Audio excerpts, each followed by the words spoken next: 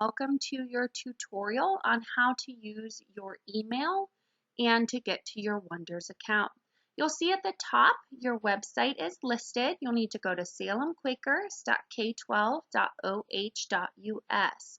Once you are there, you can go down until you see the student resources. Make sure that you click on the words or it will not move you to the next page. Same thing, once you're on the next page, you'll click on the words for student email. I'm going to X out of this because that's going to log me into my teacher email. You should see a screen that looks like this. Remember, you're going to use your login information that should be found in the front of your planner. If you have any issues with locating that information, make sure to send an email to your teacher so that we can help you. Also remember, because you are at home, you need to type what you see here on the screen after your normal login for school at salemstudent.k12.oh.us. Without this at home, it will not allow you to access your normal email from school. Once you've done this and you've logged in like normal from school, it'll take you to that next screen. I'm not going to click that because this is not a real email, so it will not move us on. But the next screen will be that same password that you use to log into your Chromebook at school. Please make sure you're careful with your capitals on your password. Once you are logged in, it'll look like this screen. On the top left, you will see it has compose. This is how you make a new message. Over here, you'll see you would be able to type to one of your teachers. Like if I want to write to Mrs. Hagen,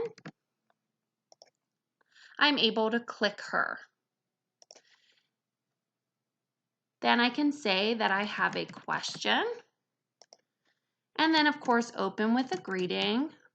Hi, Mrs. Hagen.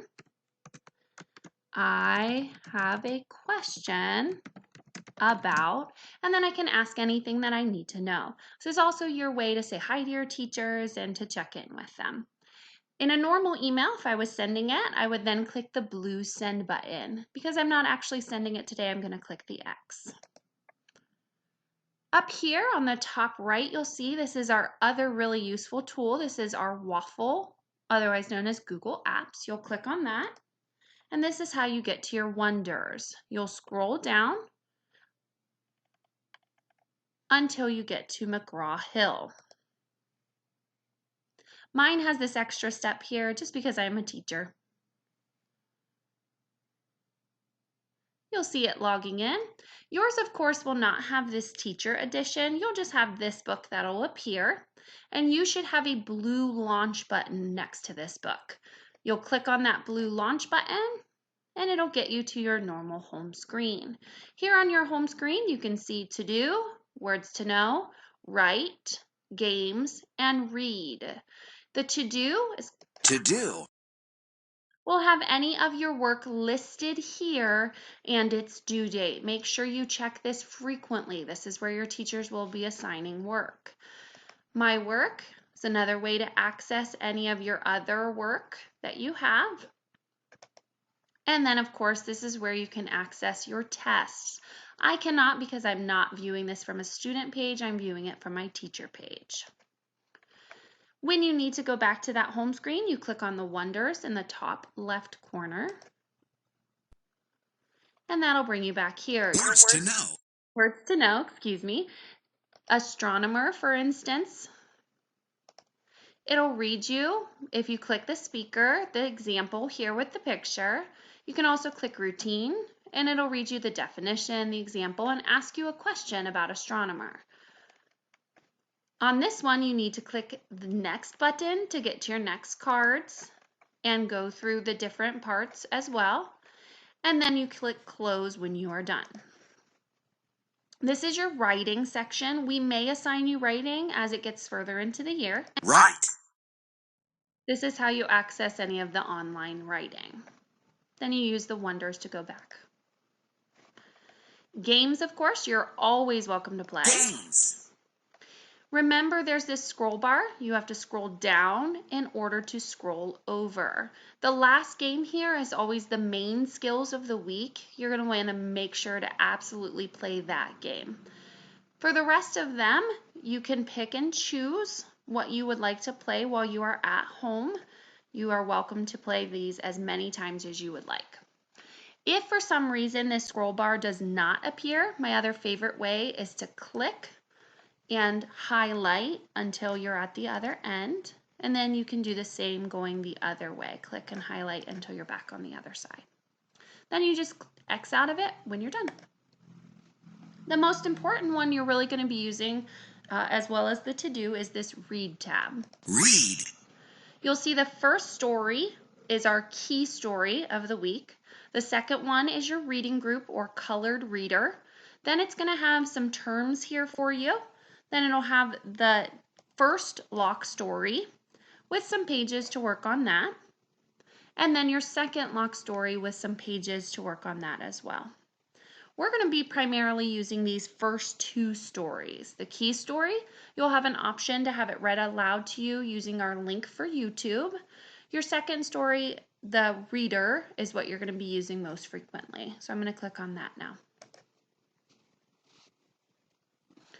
You can open it up using that square to get it full size and use your zoom in to make it larger so it's easier to read.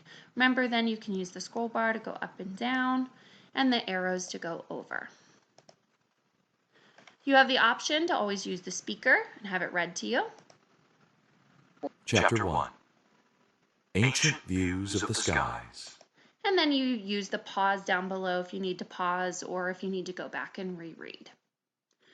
Once you've finished reading this first story, you'll have your respond to read questions. These are the ones that are normally typed out for you in class, but you're going to get to type your answers now. Right here, you'll see this notebook. So I'm going to scroll down so I can see all my questions.